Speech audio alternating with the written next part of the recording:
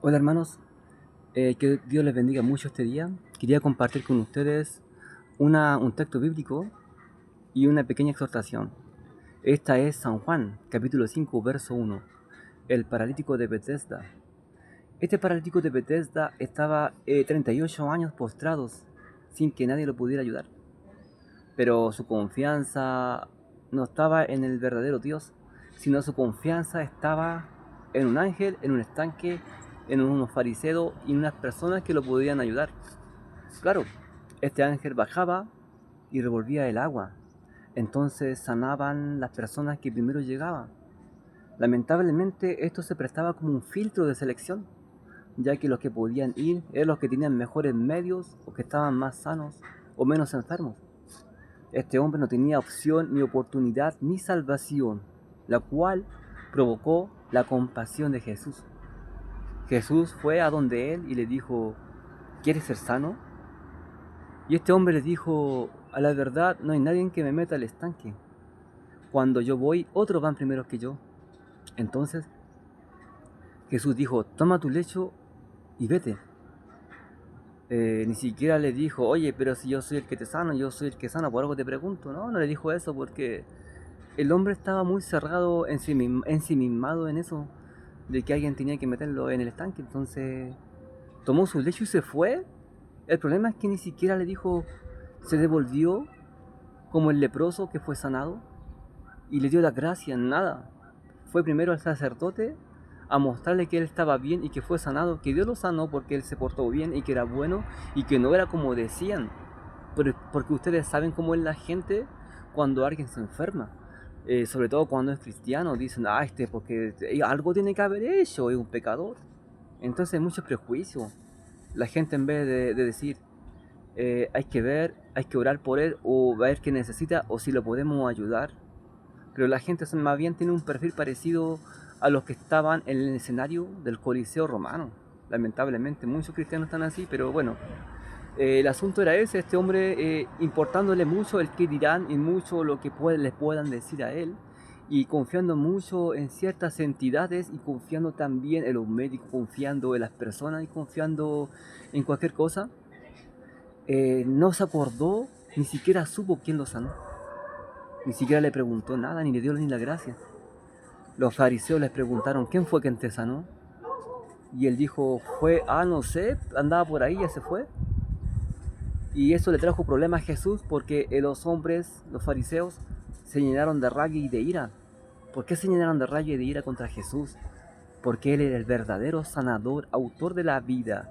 Ese era el hombre que vino a morir por ti y por mí y derramó su sangre sin excepción de persona y sin condiciones extras para que nosotros podamos tener paz, libertad, salvación, sanación. Entonces, ese era el odio contra el verdadero sanador, contra el verdadero, porque el Señor dice: yo soy el que sana, yo soy el que salva. No hay otro más que salve, no hay otro más que sane. Entonces, aquí voy con esto: que si dice el Señor, si bajara un ángel del cielo con otro evangelio, no vayas, porque allí yo no voy a estar.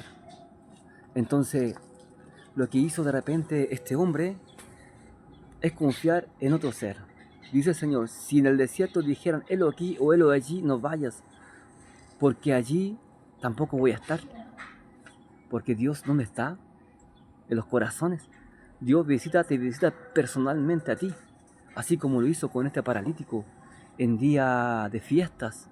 Todos estaban en fiestas, en cosas banales, como en la Navidad, por ejemplo, todos demostrando de que están más bendecidos, o que tienen más, o que tienen familia, o que tienen algo constituido, y todo eso es falso, todo son mentiras. Al final todos están sufriendo, pero mienten. ¿Para qué? Para producir una pena y tristeza a los que no tienen nada y a los que están abandonados, porque una verdadera fiesta debe ser una que ayudes al desvalido, que compartas con el que no tiene, o que compartas palabras de aliento y de paz y de salvación y de esperanza al que no tiene nada, al que está destruido. Esa es la verdadera fiesta, o esa debería ser la verdadera fiesta, como lo hizo Jesús. Jesús no fue a esa fiesta porque tiene que haber estado molestándole, porque inclusive el templo estaba lleno de cargados de pecado. Por ejemplo, el templo de Dios estaban vendiendo, los cambistas hacían negocio. De hecho, el profeta antiguo dijo, esta casa la habéis convertido en casa de meretriz o de prostitución. Luego Jesús dice, fue más suave, dijo, la habéis convertido en casas de mercado. Volcó todas las cosas que estaban ahí, las monedas, todo, y los echó a todos. Entonces, habían convertido la casa de Dios en algo peor. Pero los fariseos no estaban pensando en eso, ni tampoco que el ángel era un poquito discriminatorio porque sanaba a ciertos días, a cierta hora, y había que esperar. Y solamente el ángel no se dignaba a salir del agua para sanar el que estaba más necesitado. Jesús fue donde estaba el que estaba más necesitado. Fue donde estaba la persona que estaba mal. Porque tú no puedes poner tu confianza en el hombre o ciertas entidades, ni tampoco poner tu confianza en objetos, ni siquiera la medicina. De hecho, farmacia, farmacae, que significa magia o brujería. Porque los medicamentos solo te ayudan a mantenerte, pero no a sanarte. La sanación viene de Dios. Y el hombre estaba confiando en los hombres. Entonces, que tu confianza sea en el verdadero autor de la vida y de la sanación, quien dio su vida por ti, y darle gracias por la sanación. Luego, Jesús, conociendo el pensamiento tradicionalista de este hombre y programado por los años de los años, le dijo, no peques para que no te venga algo peor. ¿Por qué le dijo eso? Porque lo conocía, ¿cierto? Sí, lo conocía, pero aparte de eso, ¿por qué le dijo eso? Porque cada vez que nosotros introducimos ciertas normas a las normas de Dios, cuando introducimos ciertas falanges a los mandamientos de Dios, estamos destinados a caer en esa ley carnal, terrenal, humana.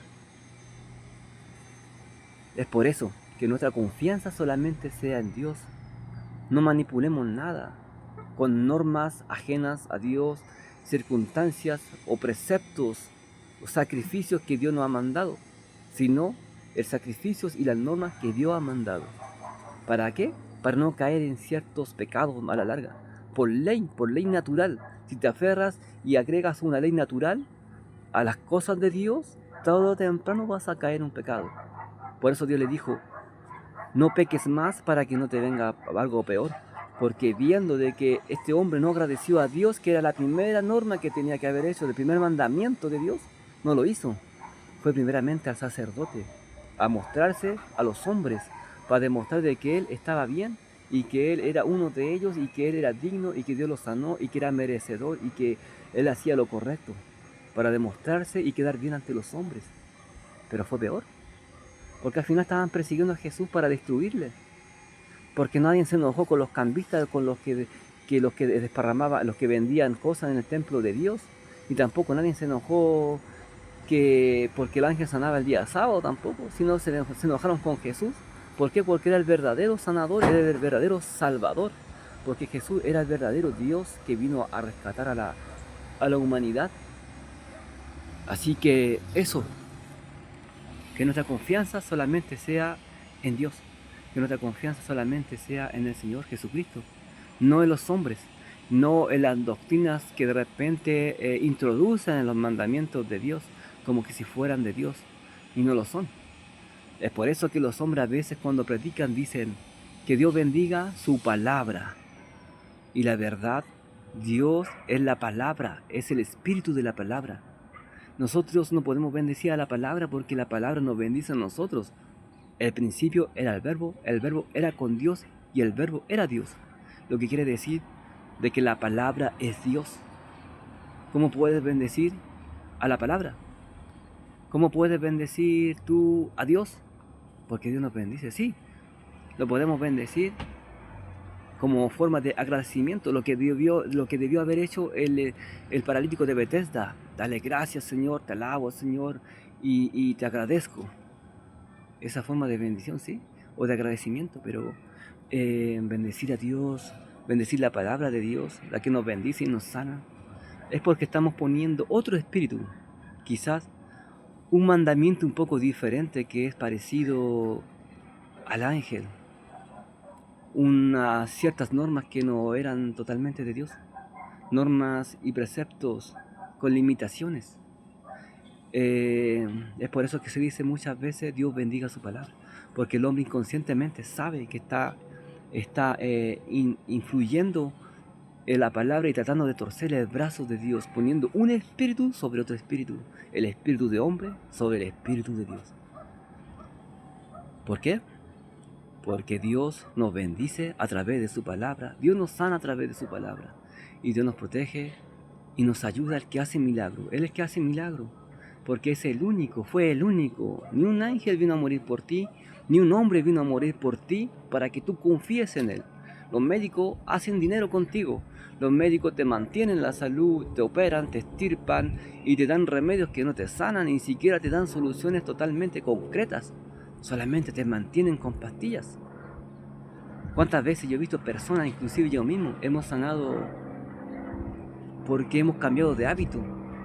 Y los que están más complicados han sanado porque se han acercado a Dios.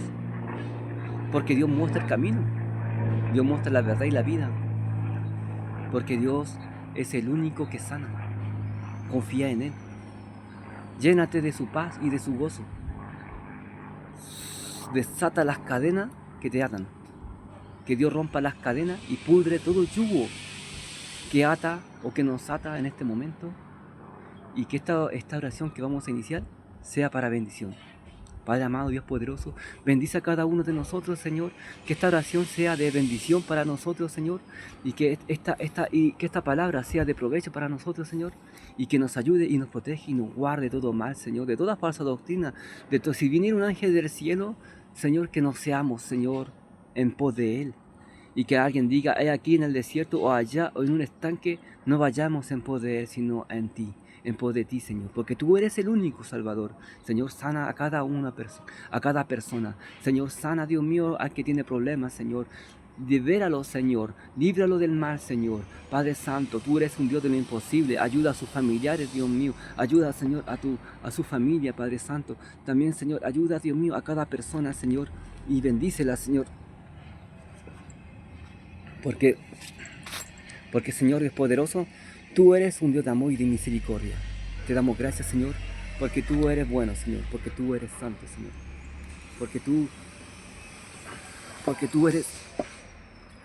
tú eres digno, Señor, de recibir toda la gloria y toda la honra, Señor. Y para nosotros tu infinita misericordia. Y eso ha sido todo, hermanos, por hoy.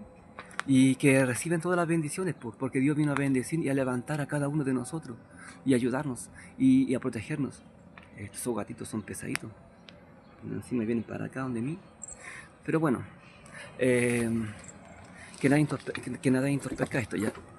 Que nada que empañe la gloria de Dios. Así que, bueno, los gatitos no empañan nada. Los gatitos igual son criaturas de Dios. Dios los hizo, Dios los creó. Y no hay nada que intervenga en nosotros. Por ejemplo, que nada te mueva, nada. Que nada te perturbe o mueva tus sentimientos. Que los sentimientos sean hacia Dios, confiando en Dios siempre. Bendiciones.